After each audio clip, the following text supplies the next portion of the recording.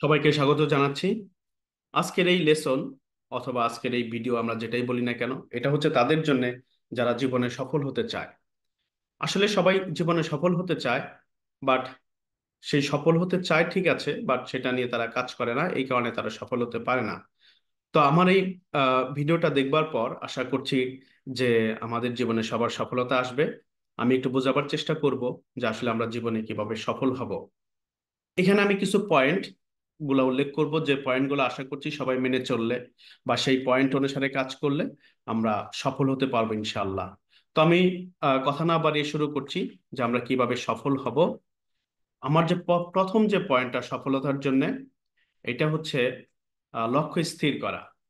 আমরা অনেক সময় জানি না যে আসলে আমরা কি করতে চাই, অথবা আমরা এরকম করতে পারি বা এরকম হতে পারে যে আমরা অনেকগুলা গোল বা অনেকগুলা লক্ষ্য আমরা স্থির করে ফেলি বা অনেকগুলা গোল আমরা সেট করে ফেলি।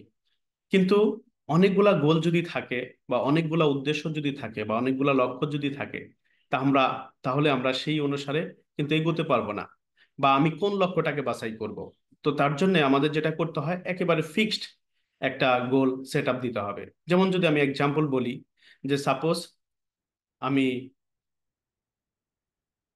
জীবনে আমি জীবনে টেক্সটাইল ইঞ্জিনিয়ার হব। তো আমার টেক্সটাইল ইঞ্জিনিয়ার হবার জন্য এটাই গোল সেট করতে হবে। এখন এরকম যদি হয় যে আমি টেক্সটাইল ইঞ্জিনিয়ার হতে চাই, আবার আমি কিছুক্ষণ পরে চিন্তা করলাম যে না, সিএসসি, কম্পিউটার সায়েন্স ইঞ্জিনিয়ারিং যেটা আছে এটা ভালো। আবার আবার পরে অনেক পরে চিন্তা করলাম যে না, আমার ট্রিপলি ভালো, মানে ইলেকট্রিক্যাল ইঞ্জিনিয়ারিং, অথবা আমি মেকানিক্যাল ইঞ্জিনিয়ারিং। মানে আমার লক্ষ্য কিন্তু স্থির না। তো আমার লক্ষ্যটাকে স্থির করতে হবে, আসলে আমি কি চাই বা আমি কি হতে চাই।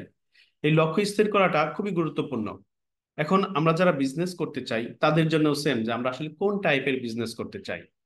তো সেই টাইপটা বা সেই লক্ষ্যটা স্থির করতে হবে। অথবা আমরা এইভাবে লক্ষ্য স্থির করতে পারি যে আমরা আসলে জীবনে কি হতে চাই। অথবা অনেকে আছে যে সফলতা মানেই, অনেকে বুঝে যে প্রচুর পরিমাণে টাকা ইনকাম করা, প্রচুর পরিমাণে রিচ হওয়া। তো সেটাও সম্ভব যদি আমরা ঠিক মতো লক্ষ্য স্থির করতে পারি। মানে আমাকে বলতে হবে বা আমাকে বোঝাতে হবে বা আমাকে অনুধাবন করতে হবে যে আমি এই পরিমাণ রিচ হতে চাই। তাহলে এরকম লক্ষ্য যদি আমি স্থির করতে পারি, তাহলে অবশ্যই আমার সেই লক্ষ্যে আমি পৌঁছাতে পারবো। তো প্রথম যে কাজ সেটা হচ্ছে লক্ষ্য স্থির করা। এইখানে হচ্ছে যে লক্ষ্য স্থির করবার পর আমার সেই লক্ষ্যে এগিয়ে যাবার পর, এগিয়ে যাবার জন্য আমাদের যা যা করণীয় পরবর্তীতে আমরা এটা করব। বাট আমি বলতে চাচ্ছি যে আমি যদি সফল হতে চাই, অবশ্যই আমাকে স্পেসিফিক হইতে হবে, একটা লক্ষ্য স্থির করতে হবে। যে লক্ষ্য স্থিরের মাধ্যমে আমরা সেই স্পেসিফিক যে পজিশন, সেই পজিশনে আমরা যেতে পারবো। এটা গেল আমার 1 নাম্বার পয়েন্ট। দেন হচ্ছে আমাকে বুঝতে হবে যে আমি যে লক্ষ্যটা স্থির করেছি সেই লক্ষ্যটা প্রফিটেবল কিনা। সেই লক্ষ্যটা প্রফিটেবল কিনা, এটা আমার জন্য প্রফিটেবল হতে হবে, সোসাইটির জন্য প্রফিটেবল হতে হবে, দেশের জন্য প্রফিটেবল হতে পারি। তাহলে আমার ব্যক্তি পর্যায়ে প্রফিটেবল, সোসাইটির জন্য প্রফিটেবল, ইভেন হচ্ছে আমার দেশের জন্য প্রফিটেবল। এখন প্রফিটেবল বলতে এখানে যেটা আছে যে অবশ্যই আমাকে যে বিজনেসে আসতে হবে বা যে আমি যেটাই করছি না কেন সেটা এক কথায় লিগ্যাল হতে হবে। তা আমি লিগ্যাল লিগ্যাল হব। সাথে হচ্ছে যে এইখানে আমার যে বেনিফিট গুলো আছে, যেমন আমি যে বেনিফিটটা পাবো, এই বেনিফিটটা লিগ্যাল হয়ে আসতেছে কিনা এইটা।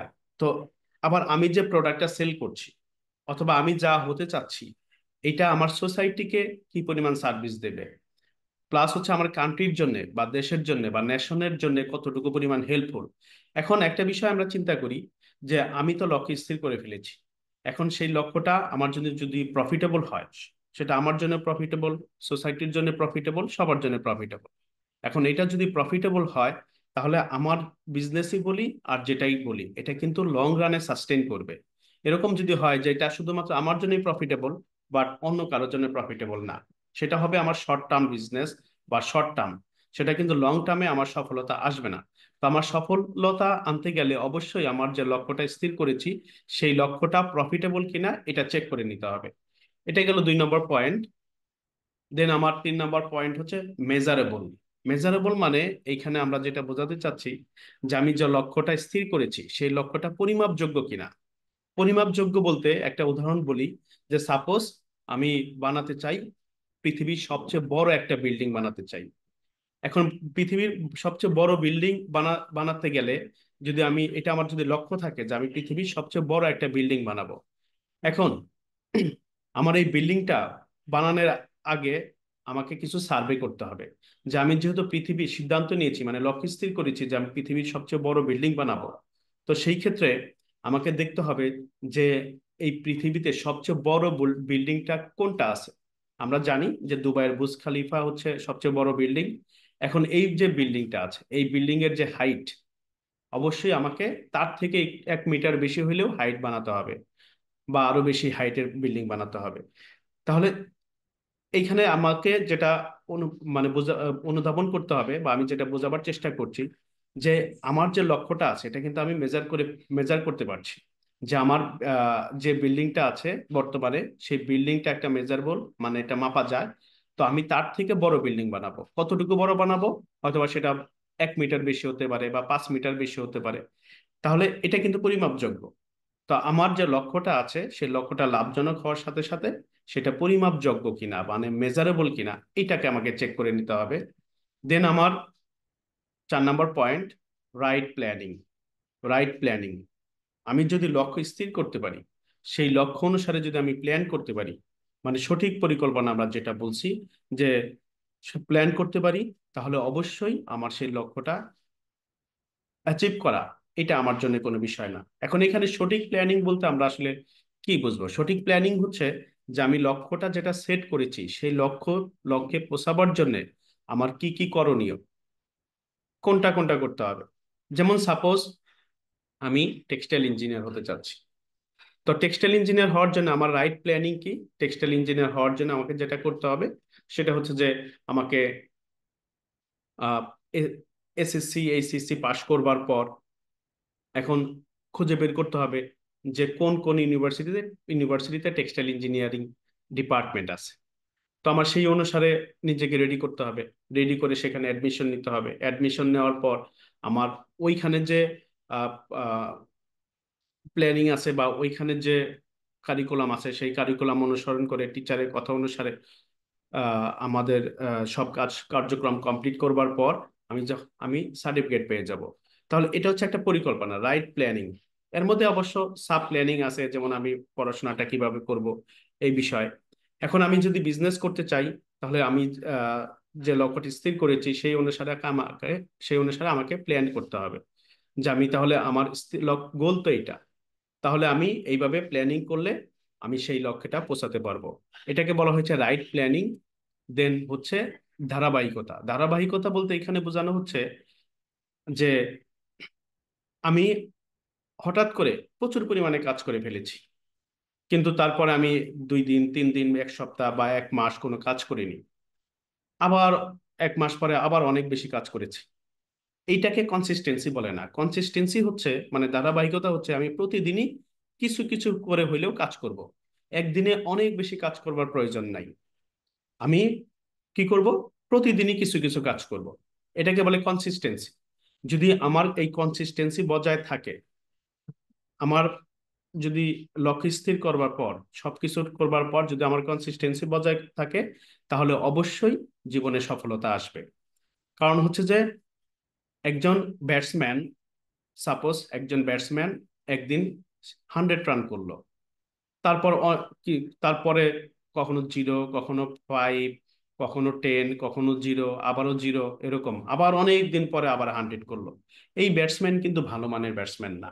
ভালো মানের ব্যাটসম্যান হচ্ছে যে সেই যার ভিতরে কনসিস্টেন্সি আছে। কনসিস্টেন্সি বলতে কি? কনসিস্টেন্সি হচ্ছে কোনোদিন 50 রান করলো, তারপরে 65 বা 60 বা 55, আবার 45, আবার 70, মানে কাছাকাছি, ভেরি ক্লোজ। এটাকে বলে কনসিস্টেন্সি।